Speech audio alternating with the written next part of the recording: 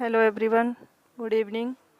स्वागत है आपका अपने यूट्यूब चैनल लर्न इंडिया में। तो जैसे कि आपको हमने पहले बताया था कि आपको यहाँ साइकोलॉजी में रीट लेवल फर्स्ट एवं रीट लेवल सेकंड से रिलेटेड साइकोलॉजी पढ़ाई जाएगी।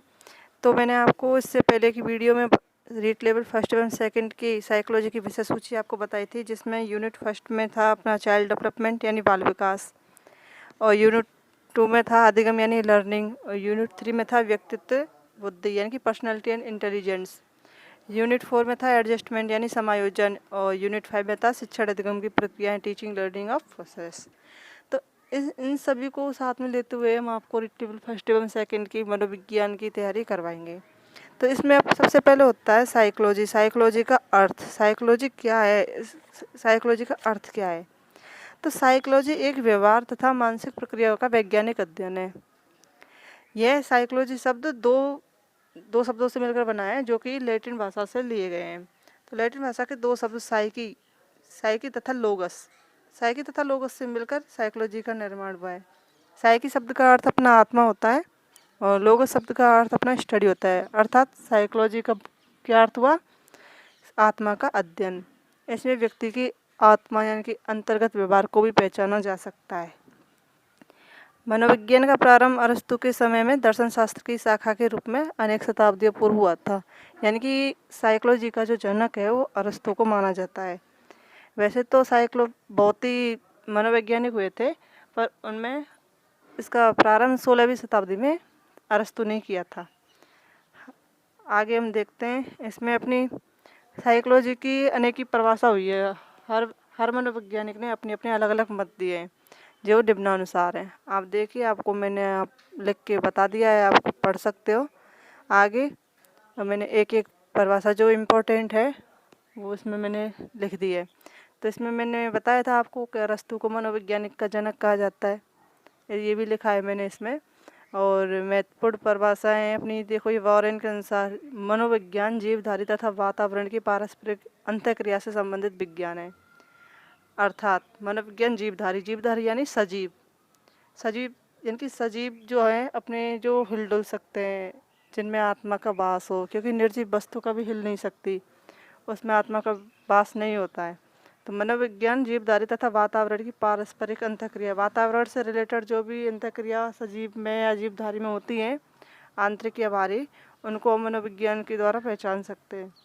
ऐसे ही देखो आगे, मन के अनुसार है अपनी आधुनिक मनोविज्ञान का संबंध व्यवहार की वैज्ञानिक खोज से है। यानी कि आधुनिक यानी कि आजकल की जो मनोविज्ञान है आधुनिक, उसका संबंध व्यवहार की वैज्ञानिक खोज, यानी कि व्यवहार की वैज्ञानिक खोज कर सकते हैं, जिससे आदमी की सोच का पता चलता है कि हाँ, कि आदमी क्या है क्या नहीं, उसका नेचुरल है, नॉर्मल है या कैसा है। आगे देखो, वॉटसन अपनी रीड लेवल फर्स्ट एवं सेकंड के मतलब का इम्पोर्टेंट होता है, जिसके अंतर्गत मनोविज्ञान को व्यवहार के धनात्मक विज्ञान के रूप में परिभाषित किया गया है। तो इसमें मनोविज्ञान को अच्छी तरह से बताया गया है। आगे अपने क्रो एवं क्रो, इसको हम क्रो एंड क्रो भी बोलते हैं। तो मनोविज्ञान मानव व्यवहार एवं मानव संबंधों का अध्ययन है। इसमें मानव के व्यवहार एवं संबंधों का अध्ययन किया जाता है। आगे अपना वुडवर्थ, तो वुडवर्थ में मनोविज्ञान वातावरण के संपर्क में होने वाले मानव व्यवहार का अध्ययन है। यानी कि वातावरण में जब मानव वातावरण के संपर्क में आता है तो वो कोई ना कोई अंतःक्रिया या बाहरी क्रिया करता रहता है, जिसका हमें अध्ययन करना होता है, वो हम मनोविज्ञान की सहायता से ही कर सकते हैं। आगे अपने ये वॉटसन, क्रो एंड वुडवर्थ, ये तीनों अपने रीड के लिए बहुत इंपॉर्टेंट है। ज़्यादातर क्वेश्चंस इनमें से पूछे जाते हैं। आगे अपने गैरिसन व अन्य, तो गैरिसन की परिभाषा दिया है मनोविज्ञान का संबंध प्रत्यक्ष मानव व्यवहार से, यानी कि हम जो सामने जो व्यवहार देखते हैं मानव का, उसी से बताया है इन्होंने। और मैकडूगल भी अपनी रीड के मतलब का है, इसमें इंपॉर्टेंट क्वेश्चंस आते हैं, यानी कि वॉटसन, क्रो, वुडवर्थ, ऐसे अपने मैकडूगल, जिनके ज़्यादा क्वेश्चंस पूछे जाते हैं। मनोविज्ञान आचरण व व्यवहार का यथार्थ विज्ञान है। आचरण और व्यवहार का विज्ञान है। आगे हम देखते हैं इसमें जेम्स ट्रावर के अनुसार, तो जीवन की संघर्षपूर्ण परिस्थितियों के प्रति मनुष्य तथा पशु को संपूर्ण प्रक्रिया ही व्यवहार है। यानी कि जीवन में जो भी परिस्थिति के अनुसार इंसान अपने व्यवहार को परिवर्तित करता है, क्या करता है, ये इसमें बताया जाता है। तो जैसे मैंने आपको बताया था कि मनोविज्ञान को आत्मा का विज्ञान भी कहते हैं, मनोविज्ञान को आत्मा का विज्ञान भी कहते हैं। तो ये इसमें क्या है, आत्मा के विज्ञान में क्या है, ये मनोविज्ञान के अनुसार समस्त व्यवहार तथा क्रिया का नियंत्रण करती है। ये कि आदमी के व्यवहार एवं क्रिया के वो कैसा व्यवहार है उसका, वो क्या काम कर रहा है, कैसे कर रहा है, किस प्रकार कर रहा है, ये उसका अध्ययन करती है। परंतु आत्मा की स्पष्टि इससे आत्मा की स्पष्टि और स्वरूप इस पर स्पष्ट नहीं हुआ, जिससे कि 16वीं शताब्दी के अंत में इस परिभाषा को नकार दिया गया। और इस परिभाषा के प्रवर्तक कौन थे? प्लेटो, अरस्तु, डेकार्टे तथा सुकरात। इसी के अनुसार मैंने आगे आपको और भी लिखी हैं कुछ परिभाषाएं, जैसे साइकोलॉजी को मन व मस्तिष्क का विज्ञान भी कहा गया है। यानी कि साइकोलॉजी को मन का और मस्तिष्क का विज्ञान भी कहा गया है। यह अपनी 18वीं शताब्दी में ही बताया गया था। इसको 18वीं शताब्दी में इस परिभाषा को दिया गया था, परंतु इसको भी नकार दिया गया, क्योंकि ये कभी मन व मस्तिष्क की जो अपने विज्ञान था उसको कभी, उसके स्वरूप को कभी भी स्पष्ट नहीं कर पाए, तो इनको भी, इस परिभाषा को भी नकार दिया गया। तो इसके प्रवर्तक थे अपने स्विट्जरलैंड के पेस्टोलॉजी तथा इटली के पोम्पोलॉजी। तो इसी प्रकार आगे हमको बताया गया था चेतना का विज्ञान। चेतना का विज्ञान 19वीं शताब्दी में लाया गया था इसको। इसके प्रवर्तक थे विलियम जेम्स और विलियम वुड्स और जेम्स जेली और एडवर्ड ब्रेफोर्ड टीचनर। आगे हम देखते हैं मैकडूगल ने अपनी पुस्तक आउटलाइन साइकोलॉजी में इस अवधारणा की आलोचना की है।